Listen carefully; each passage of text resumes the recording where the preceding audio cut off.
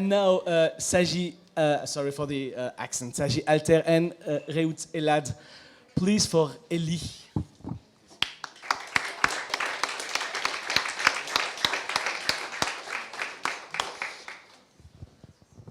So, welcome. So, Bezalel Academy, one of the strongest, I mean, for a few years, I don't remember, hear the name of the school like 5 years ago, but now it's a really strong school with a lot of movie going all over the world. Just two of you. So why Bezalel is really this great school that we see from outside the world? Yes, it's a great school. Now you went out of the school now, so you can know you're not in the school anymore. No, we So graduate. you can say everything about the school. It's a great school. What do you have? You have a lot of course in. I'm always asking that about screenplays and writing stories, or is it much more about animation technique? It's basically 4 years. The 2 first years are for script writing and all the stuff around the story. And then you need to choose department. You can choose 2D or 3D or stop motion. And then you have to produce a movie, like each year. So it's more about the animation and the story together. What about this film? It seemed that, of course, it's quite difficult to have another film on the conflict, that going on between Palestinian and Israeli. And it seemed like you wanted to do something else. You wanted to talk about that, but with a different twist, no? Yeah, you're right, because it is a subject that is hard to do without doing something that somebody else has done before, and we try to take an approach that is going through personal experience, of course, and also through another story, which is Alice in Wonderland.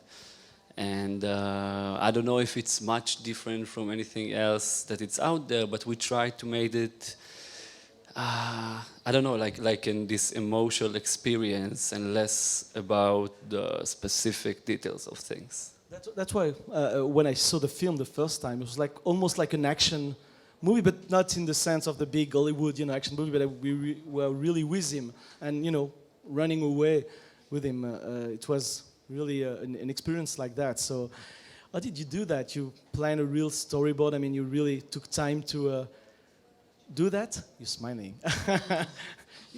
Tell me, there is no storyboard at all? There is a storyboard. We try to write it first and nobody understand, and even the head of the department said to us, no, don't do it. It won't be good. But we did it.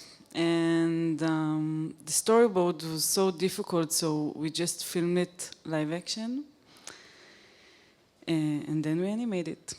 Okay, so there is a live action part, shooting, sorry, yeah. Before that. Okay. Do you like did you like that, to shoot live action, and it was relaxing, or I don't know? Between the draw, all the animations. It's difficult to go out to the sun and not be in front of the computer. You say personal experience. You have been soldier. Yes, in Israel you have to be soldier. Both of you, and so that's really. We're trying to have the fear sometimes that you can feel, or I've never been a soldier, so I'm asking you, that do you feel fear and anguish to be there? Well, it's a very, very strange situation to be, and you're basically a kid. You're 18 or 20 years old, and it's like in the movie. It's like this hallucination, and you find yourself rolling from one situation to another. And we tried to take this all 3 years of experience in the army and really take it down to something small, to one feeling. And the feeling is you feel yourself rolling from one thing to another without having too much control of it. So I'm guessing this is how the army feels like for just a normal person. That's why you take the rabbit from Alice in Wonderland.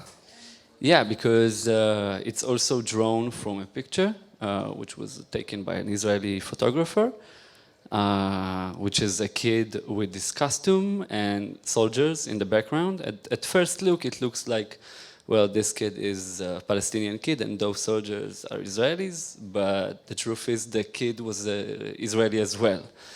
And I think this is all about that. It's a mixture. It's us, that we are them and them are us, and I think this is what we try to say through the movie, because in the ending you can see the soldier is putting the gun against himself. So this is the main, I think, idea. There is an incredible scene with all the dresses. How did you manage to have that in mind? I mean, how do you create that scene? There is a village next to Jerusalem. I don't remember the name anymore. But there is one artist that did like a movie clip about it.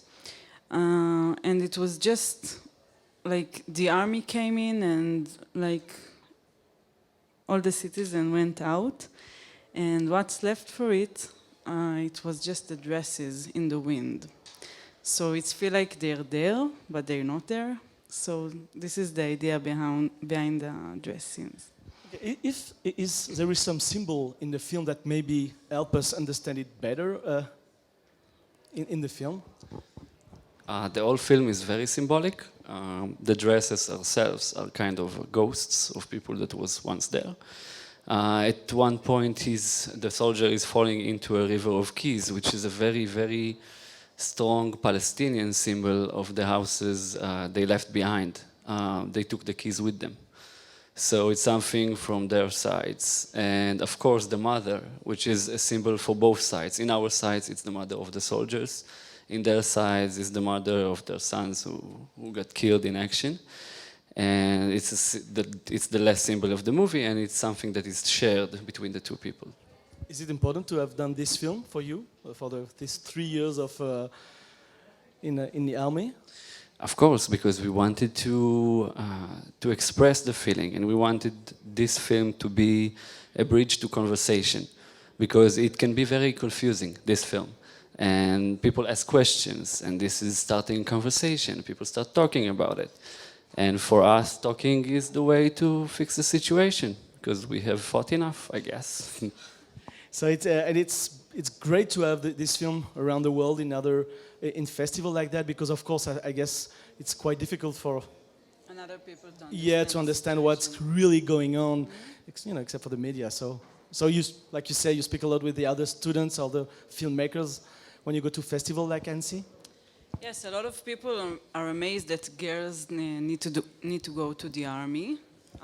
They didn't know it exists. And like to explain the situation, it's a bit hard because there is always both sides, and like there is no right or wrong in each side. So it's better just like see the movie and then to talk about it. What about the situation of animation in Israel right now? Do you have a lot of companies, of studios? No, not at all. So it's difficult. I mean, what are you doing right now after school? We work in commercial companies, both of us, and we're working on something new. Okay, short film. No, it's a bit of a series. Yeah, it's a children's series, and we're trying. We think in Israel, because the industry is so small, so maybe we should do something independent and try to put it out there, maybe through the internet, maybe through other companies' co-productions. And we're going for it, and wish us luck, I don't know. Yeah, of course. There is no funding, like you said, in Israel. Not much more. Sorry, not much. Not much funding. funding. Very little funding. It's getting bigger in the last few years because we had some successful movies like with Bashir and the Congress, the Futuristic Congress. And I think it's kind of a boost for the industry. But like the subject of the movie, you have this big cloud above, something can happen and everything stops for 2 years, 3 years. So you can never know. So hope everything will be all right for you. Thank you very much. Hopefully, thank you.